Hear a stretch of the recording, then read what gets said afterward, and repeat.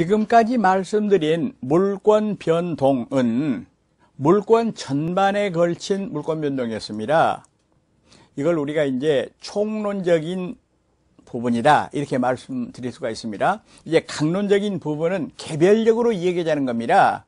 그러면 앞에서 제가 말씀드릴 때 민법에 8가지 물권이 나와 있는데 그 중에서 한 가지를 빼버린다 그랬습니다. 질권을 빼버린다. 왜냐? 시험 범위가 아니기 때문에 동산에만 적용되기 때문에 그래서 빼버립니다. 그러면 7가지가 되겠네요. 그래서 우선 우리가 물권 강론 그래 봅시다. 7가지를 말씀드리는데 순서대로 점유권, 소유권, 지상권, 지역권, 전세권, 그리고 유치권, 저당권을 차례로 말씀드리되 이번 강좌는 점유권 첫 번째 강좌가 되겠습니다. 제55강입니다. 예고 말씀대로 점유권 시작하겠습니다. 먼저 점유라는 말이 어려운 말인데요. 점유는 물건을 사실상으로 지배하는 상태를 점유라고 얘기를 합니다. 그러면 여기서 물건을 사실상 지배한다 했기 때문에 소유자가 점유자일 때가 있습니다. 지금 내가 입고 있는 옷, 그리고 내가 타고 온 자동차를 회사 주차장에 파킹해 놓고 올라와서 강의를 합니다. 이랬을 때 그 자동차도 내가 점유하는 겁니다. 내가 권리자로서, 소유자로서. 그런데 예를 들어서 갑은 남의 아파트를 빌려서 거기서 살고 있다면은 소유자 아니지만은 임차권자로서 점유를 하는 겁니다.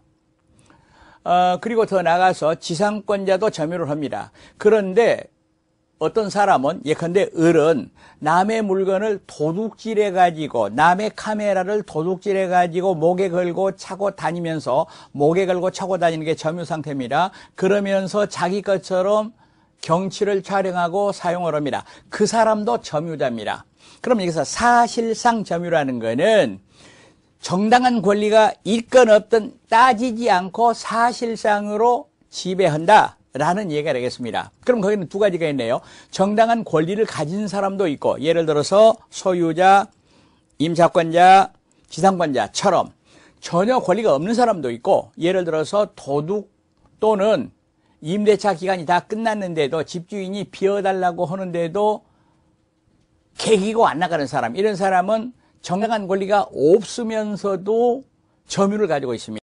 여기서 제가 자꾸 정당한 권리 그랬는데요. 물권의 종류 분류할 때는 이 정당한 권리를 본권 그렇게 말합니다. 자, 그런데 이 점유가 있으면 민법은 일종의 물권인 점유권을 인정을 해요.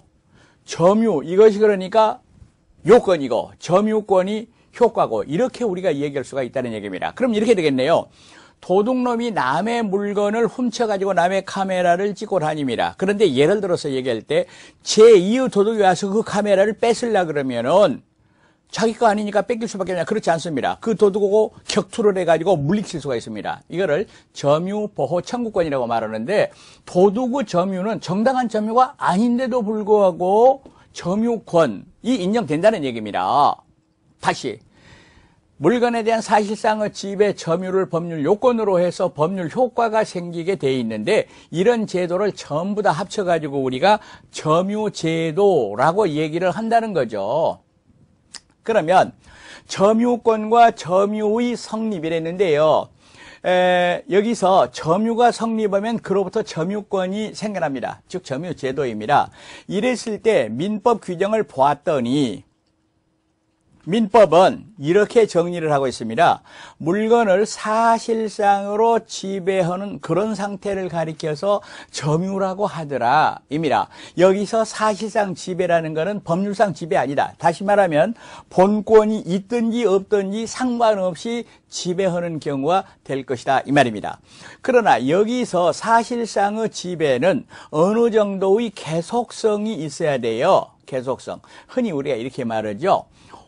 공원에 가서 오후에 벤치에 앉아 있다. 그러면 벤치에 앉은 사람이 그 벤치의 점유자라고 볼 수 있는가? 그렇지 않다. 이런 얘기죠. 자, 그런데 사실상의 지배, 이게 어느 정도 계속성 있는가에 대하여 뭐 우리가 더 들어갈 필요는 없습니다만은 판례 하나를 우리가 이야기할 필요가 있습니다. 타인의 토지 위에 건물을 소유한 자는 그 토지의 점유자이다. 요 판례는 꼭 알으셔야 됩니다. 그러면 예를 들어서 갑의 땅이 있는데 을이 예를 들어서 임차권이나 지상권 없이 건물을 이렇게 지어가지고 있었다. 그 연유는 알 수가 없죠.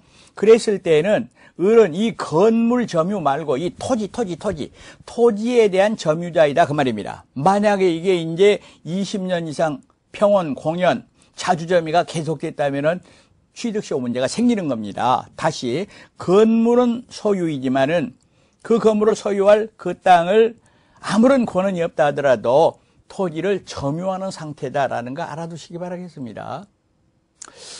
다음으로 점유권과 점유할 권리는 다른 것이다. 그러면 예를 들어서 도둑은 점유권이 있어요. 그러나 점유할 권리는 없다 하는 거 우리가 금방 이해하실 수가 있을 겁니다. 그러면 카메라를 잃어버린 사람은 점유권은 없어. 그러나 점유할 권리는 있어. 여기서 점유할 권리를 제가 본권 이렇게 얘기한다 그랬습니다. 그리고 점유가 성립하기 위한 요건으로는 점유 설정 의사가 필요하다라고 말을 합니다. 그러나 여기서 점유 설정 의사는 의사 표시에서 말하는 효과 의사하고는 다릅니다. 따라서 어린 아이나 예를 들어서 말하면은 제한 능력자, 예를 들어서 말하면 피성년 후기한인, 피한정 후기한인 이런 사람도 훌륭하게 점유를 가질 수 있습니다. 예를 들어서 어린아이가 자기 장난감을 가지고 놀고 있다. 그거는 점유가 성립합니다. 의사표시는 아니지만은 불완전하지만은 점유 설정 의사. 따라서 우리는 점유 설정 의사를 자연적 의사라고 얘기를 합니다. 여러분, 사실상의 집에 이 판례 하나를 찍어두고 여기에 너무 깊이 들어갈 필요는 없다 할 것입니다.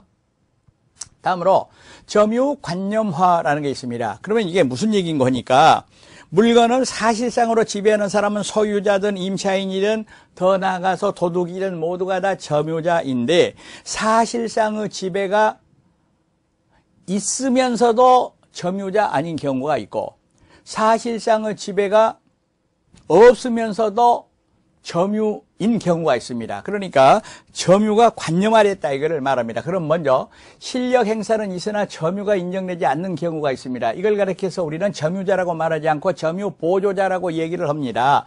간단하게 한번 그림을 그려보겠습니다. 여기에 어떤 주인이 있습니다. 안방 마님이 있습니다. 그런데 여기에 예를 들어서 운전기사가 있다 그럽시다. 운전기사. 부잣집인가 봐요.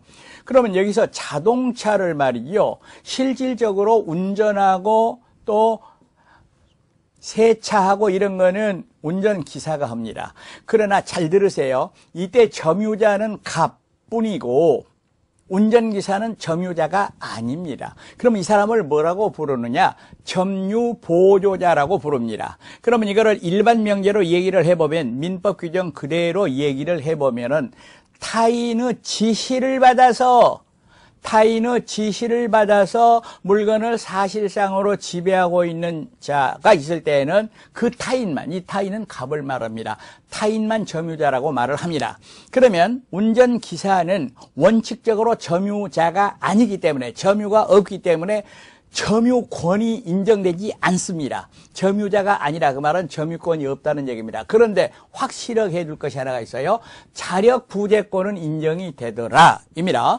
즉 운전기사가 점유자가 아니라 하더라도 다른 사람이 와서 도둑질을 해가려고 그런다, 차를 부시려고 그런다 이랬을 때는 격투를 한다, 자력 부재할 수 있다 그 말입니다. 그런데 여기서 법인의 기관의 직무상 점유는 점유 보조자가 아니다. 다시 말하면 점유다 그 말입니다. 여기서 법인의